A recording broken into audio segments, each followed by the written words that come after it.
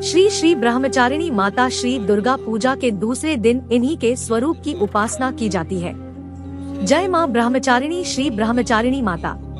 ददाहू नाम कार्य पद्माचारिणी धाम, मोक्षमाला कमंडलू, देवी देवी ऋषि दद्दू, मैया ब्रह्मचारिणी अनंत। तमाम माँ दुर्गा की 9 शक्तियों का दूसरा स्वरूप ब्रह्मचारिणी का है। यहाँ ब्रह्मा शब्द का अर्थ तपस्या है। श्री ब्रह्मचारिणी है अर्थात तप की चारिणी ही तप का आज जाति ब्रह्मचारिणी आज जाति ब्रह्मचारिणी ने श्रीरण करने वाली है। कहा भी है वेद तत्वम तपो ब्रह्मा, वेद तत्व और तप ब्रह्मा शब्द के अर्थ हैं। श्री ब्रह्मचारिणी देवी का स्वरूप पूर्ण ज्योतिर्मय एवं अत्यंत भव्य है। इनके दाहिने हाथ में जबकि माला वाला एवं बाएं हाथ में कमंडलू रहता है। अपने पूर्व जन्म में जब ये हिमालय के घर पुत्री रूप में उत्पन्न हुई थी तब देवर्षि नारद जी के उपदेश से इन्होंने भगवान शंकर जी को पति रूप में प्राप्त करने के लिए अत्यंत कठिन तपस्या की थी। इसी दुष्कर तपस्या के कारण इन्हें तपश्चारिणी अर्थात ब्रह्मचारिणी नाम से अभिहित किया गया था। 1000 वर्ष में उन्होंने केवल फल मूल खाकर व्यतीत किए थे। 100 वर्षों तक केवल साग पर निर्वाह किया था। कुछ दिनों तक सतत कठिन उपवास रखते हुए खुले आकाश के नीचे और वर्षा 2 के भयानक कष्ट सहे थे।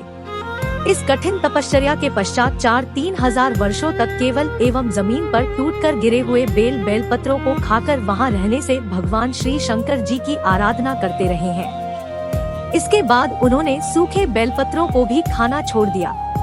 कई हजार वर्षों तक वह निर्जल और निराहार तपस्या करते रहे। पत्तों को भी खाना छोड़ देने के कारण उनका एक नाम अपर्णा भी पड़ गया था।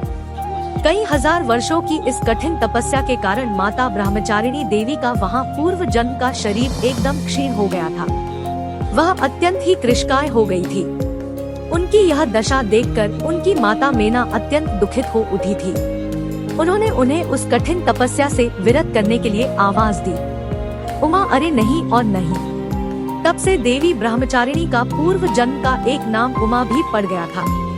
उनकी इस तपस्या से तीनों लोकों में हाहाकार मच गया था। देवता, ऋषि, सिद्ध, गण, मुनि सभी ब्रह्मचारिणी देवी की इस तपस्या को अभूतपूर्व पूर्ण कृत्य बताते हुए उनकी सराहना करने लगे। अंत में पितामह ब्रह्मा जी ने आकाशवाणी के द्वारा उन्हें संबोधित करते हुए प्रसन्न स्वरों में कहा, हे देवी, आज तक किसी ने ऐसी कठोर तपस्या नहीं की थी। ऐसी तपस्या तुम्ही से संभव थी कि तुम्हारे इस अलौकिक कृत्य की चतुर्दिक सराहना हो रही है। तुम्हारी मनोकामना सर्वतोभावेन परिपूर्ण होगी।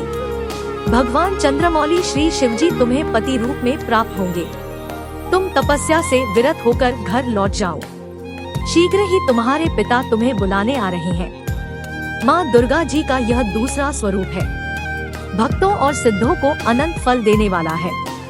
इनकी उपासना से मनुष्य में ताप को त्याग, वैराग्य, सदाचार, संयम की वृद्धि होती है। जीवन के कठिन संघर्षों में भी उसका मन कर्तव्य पथ से विचलित नहीं होता है।